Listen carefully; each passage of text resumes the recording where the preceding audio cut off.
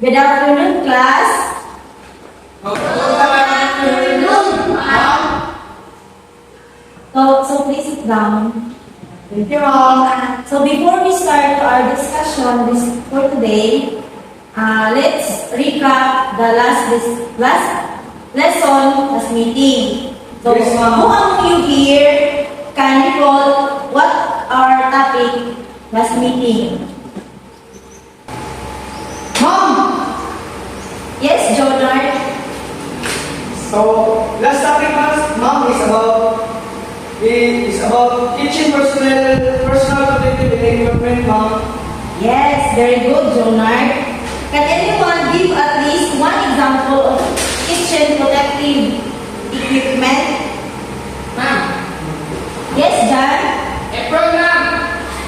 Very good, Jan. Do you have any question about our last topic? Ma'am!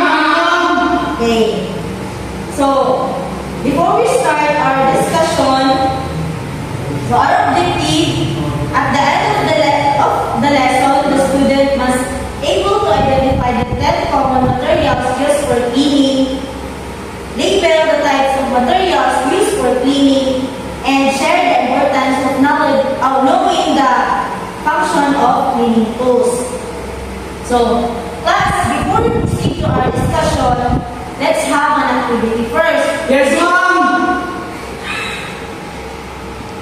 This activity is called correct image name. Yes, I ma'am. have some images here, and then you are going to determine which word matches the image. Are you ready, class? Yes, ma'am! Okay, let's start.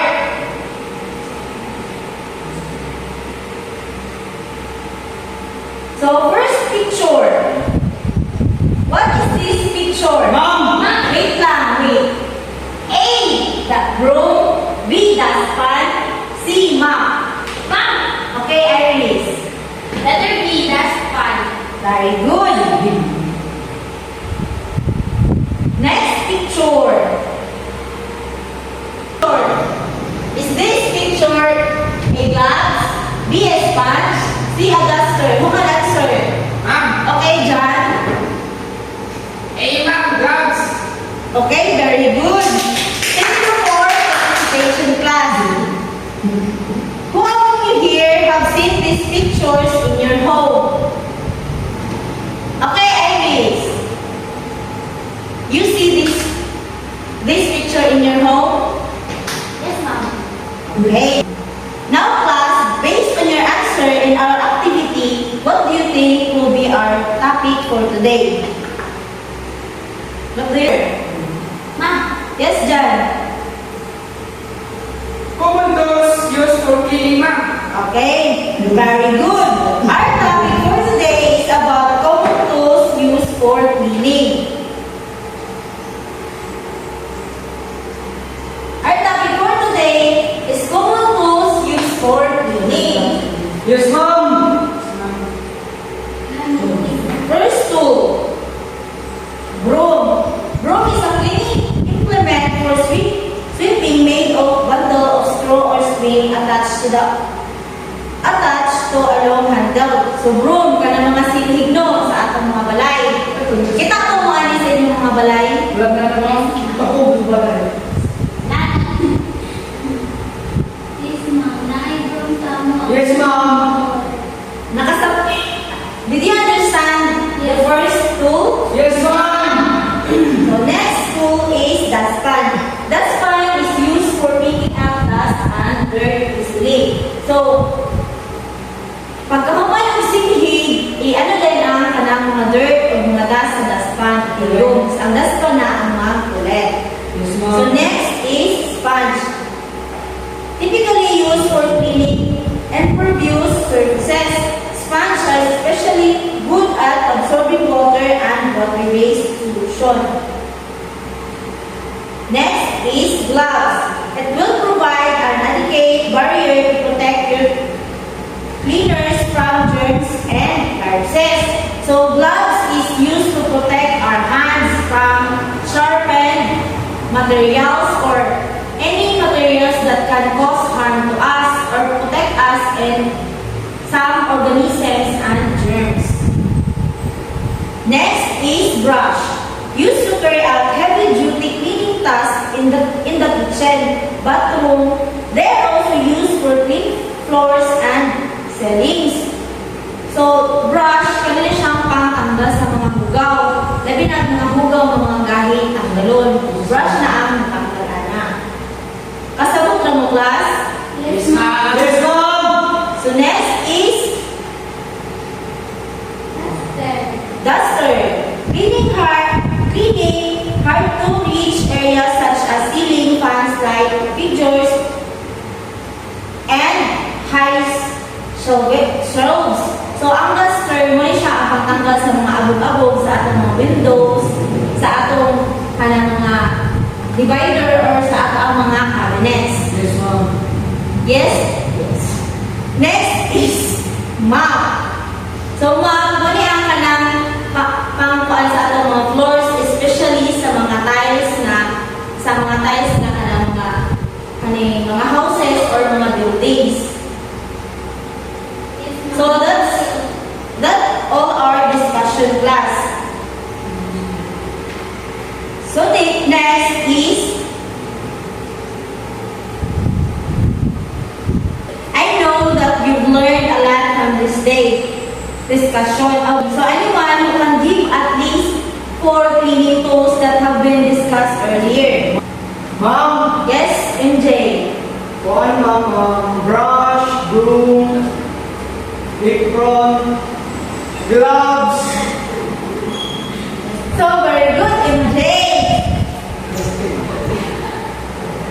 How about the others who can give three tools that mentioned MJ? Yes, Janelle. Among the remaining tools that have been mentioned in the AJ is duster, mop,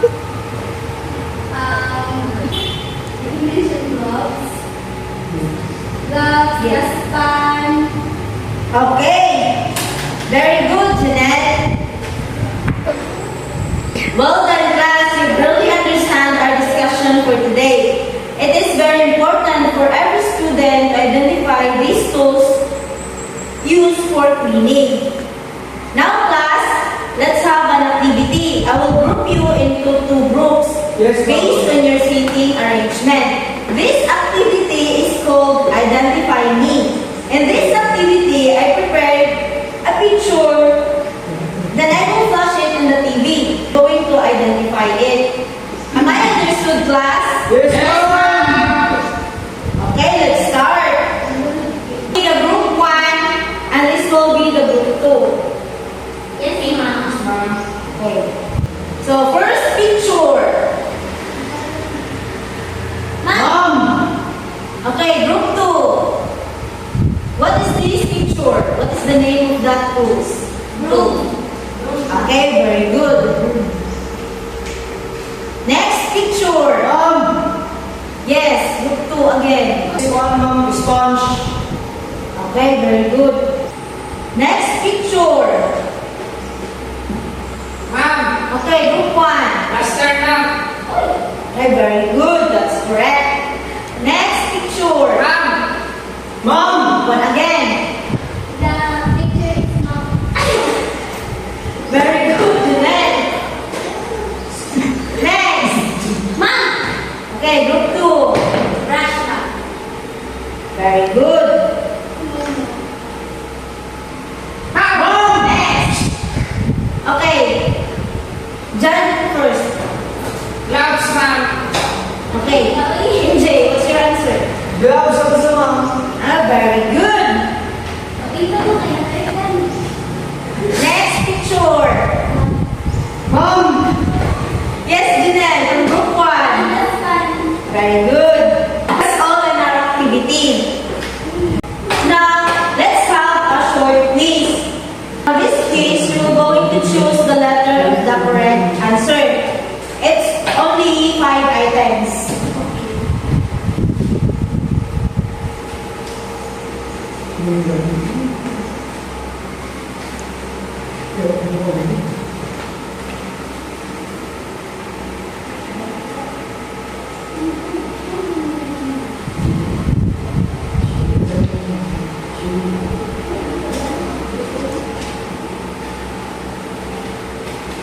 Okay, are you done, class? Yes, ma'am.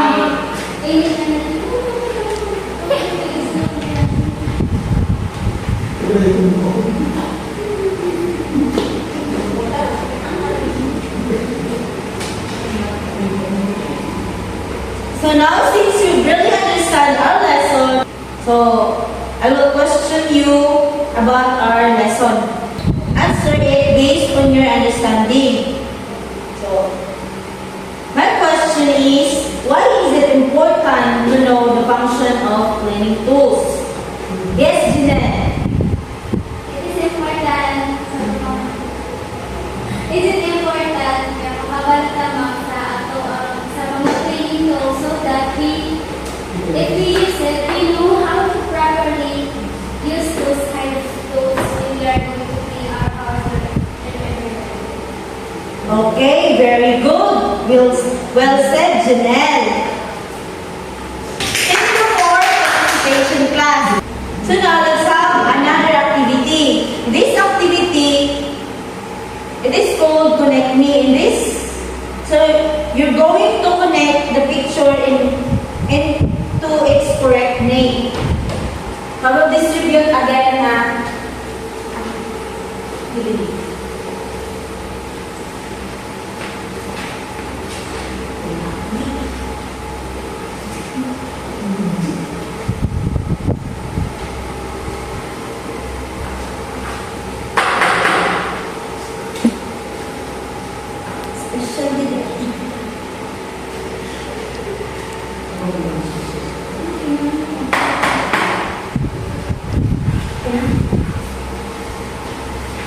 Are you done, class? Ma'am, yes, ma'am. Okay.